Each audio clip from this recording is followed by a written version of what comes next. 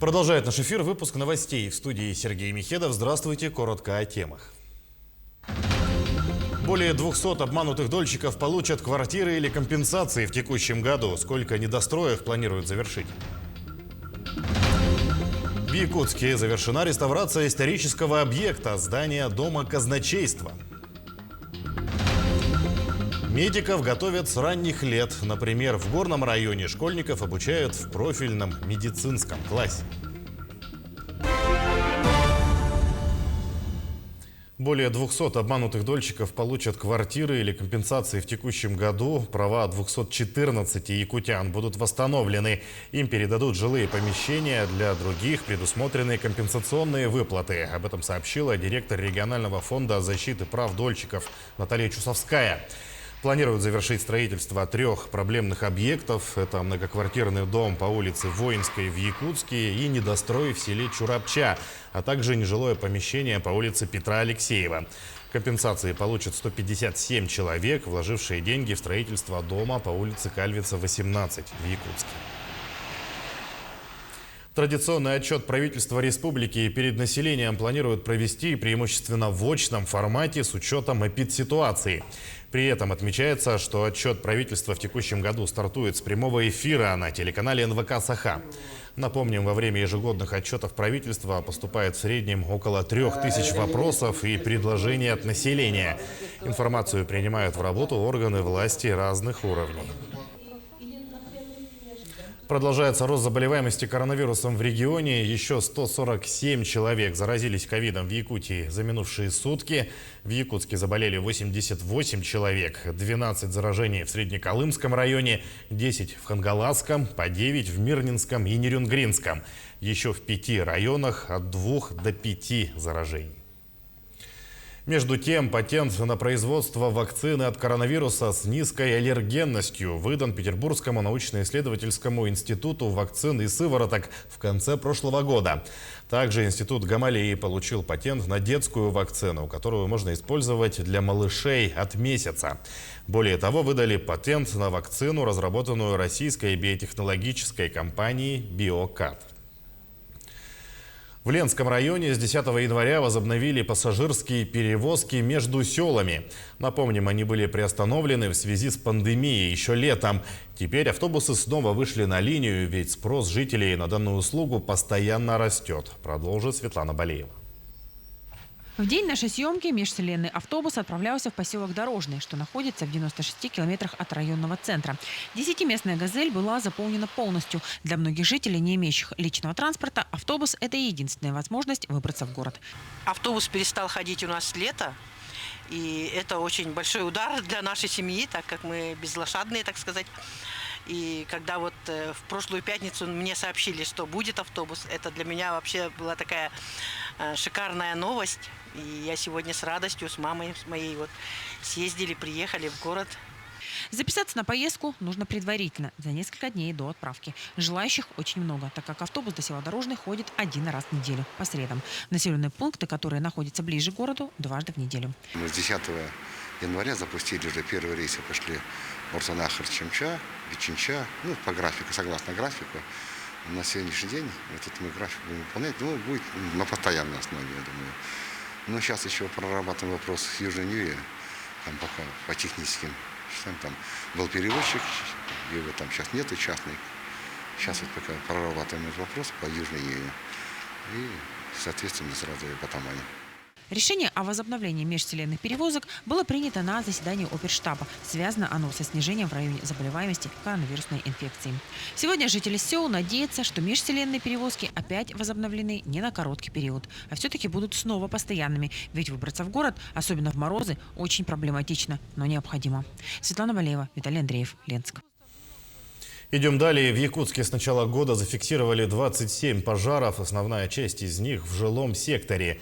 Такие данные приводит МЧС России по Якутии. Чтобы не допустить новых пожаров, сотрудники Госпожнадзора ежедневно проводят рейды, ведут профилактические беседы с жильцами деревянных домов.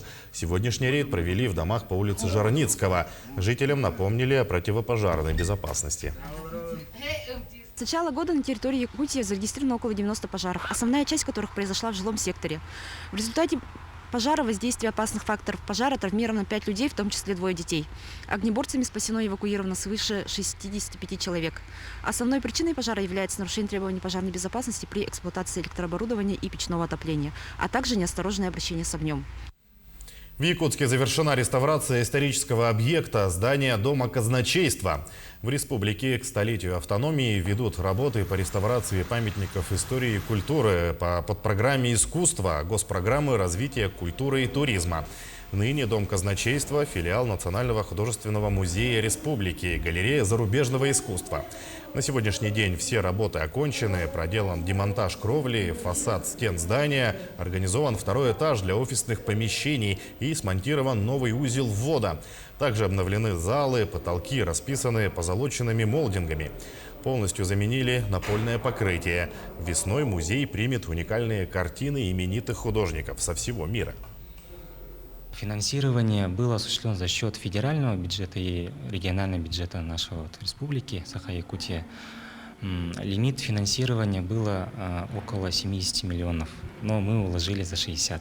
Была большая работа проведена по инженерии. Здесь новая система вентиляции, это для сохранения картинных экспонатов, да, и в том числе новая система пожаротушения. Ранее здесь оно осуществлялось мокрым способом, да, а тут у нас сейчас за счет газового гнетущего вещества, чтобы мы, не дай бог, в случае пожара картины были в первозданном виде сохранены. В Горном районе на базе Кюрилякской средней школы с текущего учебного года начал работу профилированный медицинский класс. Идея появилась в 2020 году. Теперь при поддержке мединститута СВФУ, Малой медицинской академии и Горной центральной больницы 14 учащихся 7 класса получают базовые навыки в сфере медицины. Материально-техническую базу сформировали своими силами. Теоретическую часть ведет через платформу Zoom преподаватель медакадемии Елена Лыткина. А практику школьники познают с помощью педагогов Кюрилякской средней школы. Наши ребята в этом учебном году узнали много новых навыков по медицинскому уходу. Мы планируем участвовать в республиканских и всероссийских конкурсах, проектах. В этом году я участвовала в улусном конкурсе WorldSkills, компетенции социальный и медицинский уход и заняла 1-е место. Из нашего класса участвовали 4 учащиеся. Сегодня отмечается День российской печати. С праздником якутян поздравил глава региона Исан Николаев. Сегодня в республике зарегистрированы сотни средств массовой информации, растет число интернет-изданий.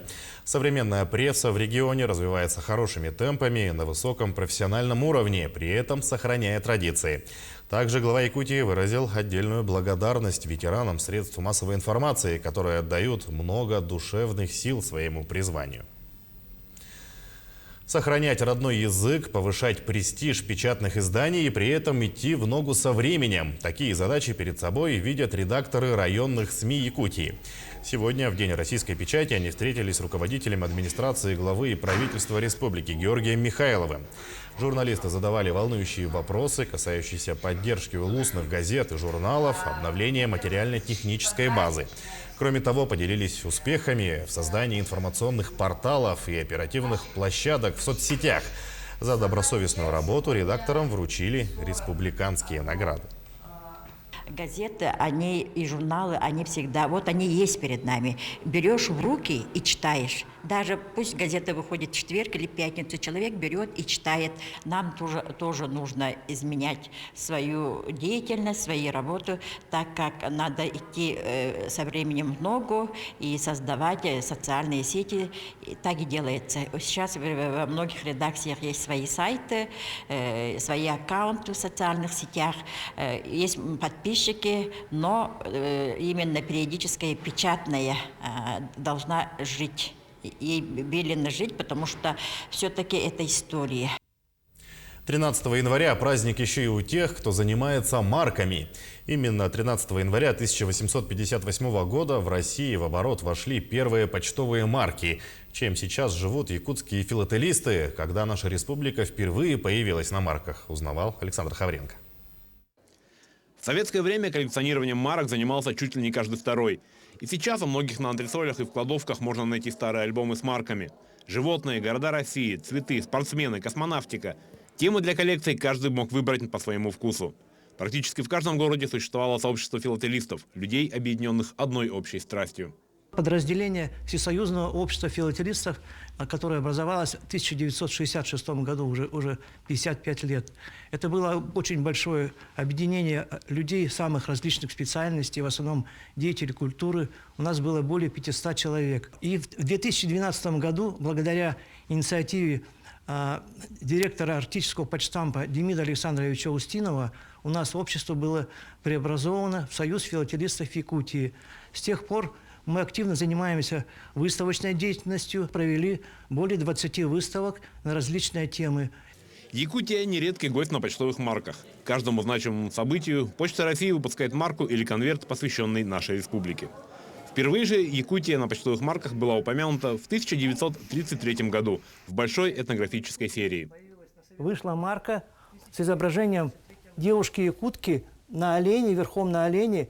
Это почтальон, в руках она держит кипу газет. Но тут немножечко такой вышел там казус. Художник был, значит, мало знаком с якутской жизнью, как говорится. Он собрал на этой марке кучу всяких небольших ляпов.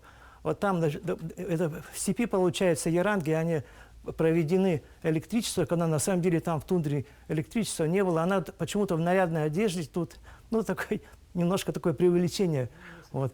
Марки посвящались улицам, историческим зданиям и, конечно же, уникальным природным объектам, таким как Ленские столбы.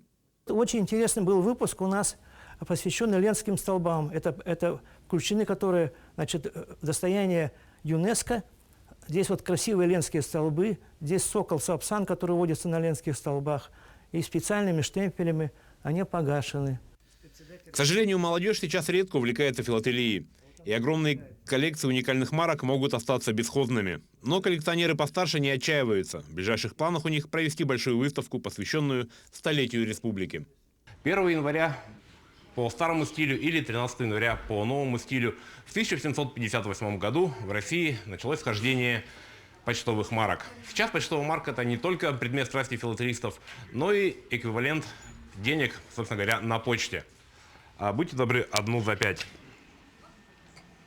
Спасибо. И отправку почтового отправления можно оплатить при помощи этой, ну и подобных марок разного денежного эквивалента. Александр Хавренко, Джулус Иннокентьев, Якутск. К текущему часу это вся информация. Мы следим за развитием событий. Оставайтесь с нами.